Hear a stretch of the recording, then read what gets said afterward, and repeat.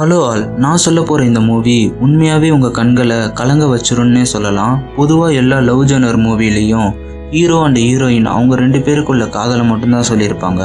But இந்த மூவியை பொறுத்தவரை ஒரு தந்தை மகனுக்கு இடையில உள்ள காதலையும், கணவன் மனைவிக்கு உள்ள காதலையும், அண்ட் ஒரு அம்மா மகனுக்கு இடையில உள்ள காதலையும் ரொம்பவே அழகாக காமிச்சிருப்பாங்க.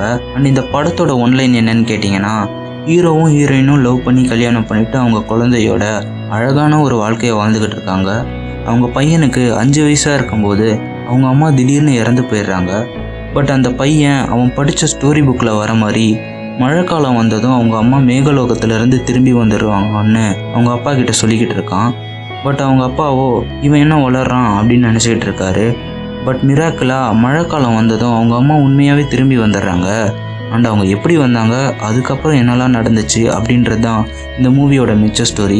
என்ன கேட்டால் இது ஒரு அழகான மூவின்னு சொல்லுவேன். அண்ட் இந்த படத்தில் அவங்க பையனோட ஸ்கூலில் ஒரு ஃபங்க்ஷன் நடக்கிற மாதிரி சீன் வரும். நிஜமாகவே எல்லாரையும் அதில் அழுக வச்சுருப்பாங்க.